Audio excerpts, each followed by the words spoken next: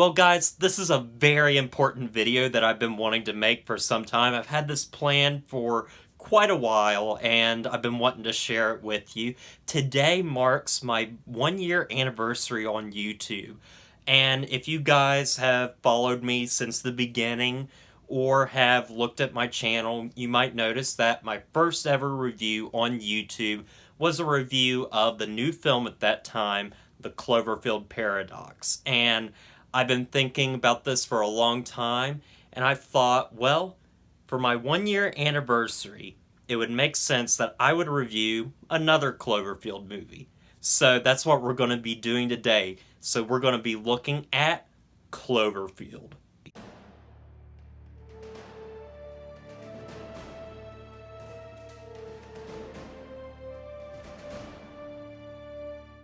Cloverfield was directed by Matt Reeves and produced by J.J. Abrams, and of course is a film that many people know. This was a big film at the time. I mean, it wasn't an extremely huge film or anything, but what was interesting about it was the marketing behind this film, in that there was very little of it, and there was very little known about this film. And that's something I really liked about this film and the films that followed, is the limited amount of promotional material for it. Such as with 10 Cloverfield Lane, there wasn't even a trailer until 3 months before the movie came out, and then we didn't get a trailer or anything for Cloverfield Paradox until the night it was released on Netflix.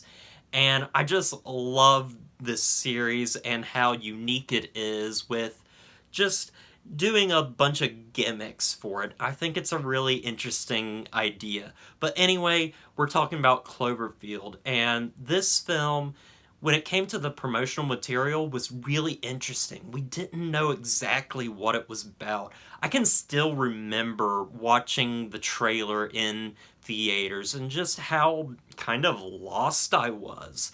Not really understanding what was going on. The first teaser didn't even have a title attached to it. It just got people thinking, and it was really interesting that it just caught on so well and made a lot of money when it was released, with a pretty small budget, a pretty big budget, but a small budget nonetheless, and it made a pretty good profit. But anyway, let's really talk about the film here.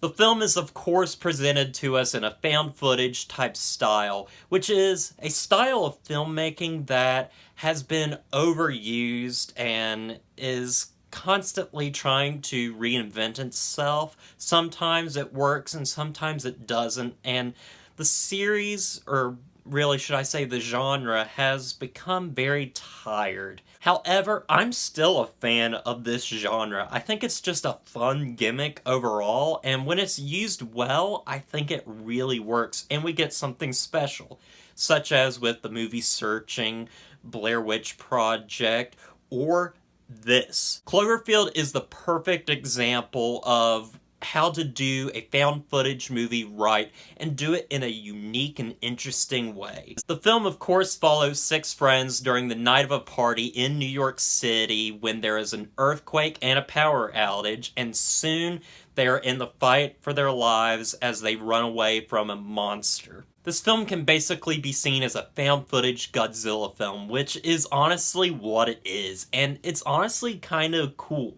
I think the found footage aspect really helps you put yourself in that situation to where it's like you're the person living through this nightmare that these characters are going through, as you're basically watching this film from a first-person point of view, which I really do like, and I really like that you get to follow these characters on their horrifying journey of just not really understanding what is going on, and that's something I really like about this film.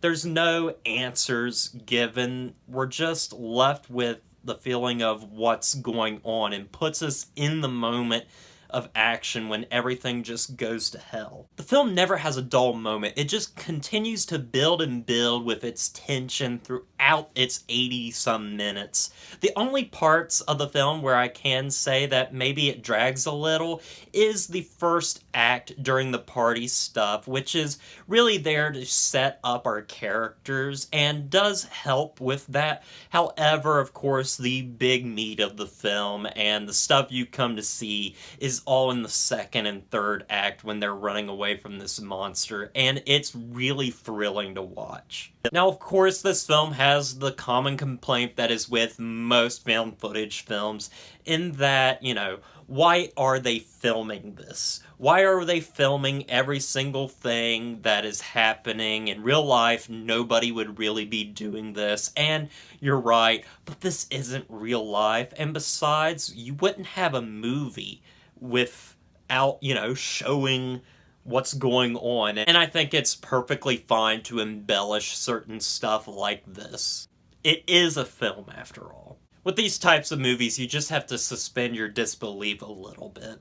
But I honestly really like it. Also, something that I really like about this film is the characters. I think we really get to know these characters a little bit through the story that's happening. With everything that's going on, I think we get to learn a little bit more about these characters, and seeing them play off each other is really nice, and honestly, all the actors here do a really good job and are very convincing.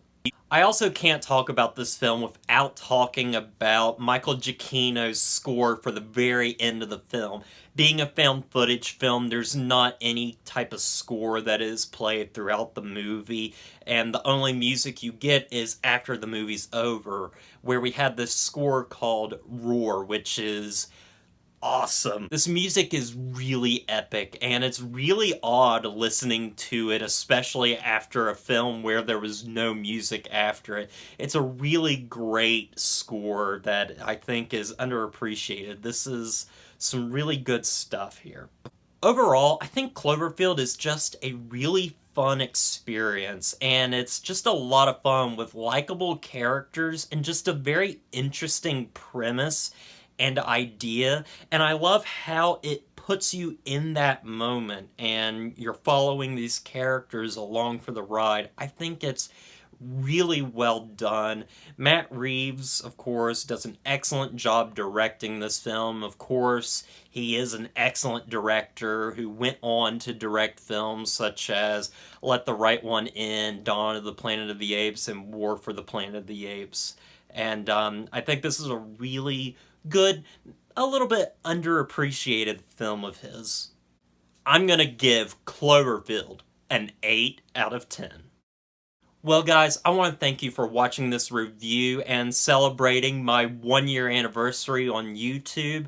Now, next year I will be planning on reviewing 10 Cloverfield Lane, so look forward to that in, next year. So, that's really all I've got for you guys. So, as always, don't forget to like, comment, and subscribe to the channel. And I'll see you guys in the next review.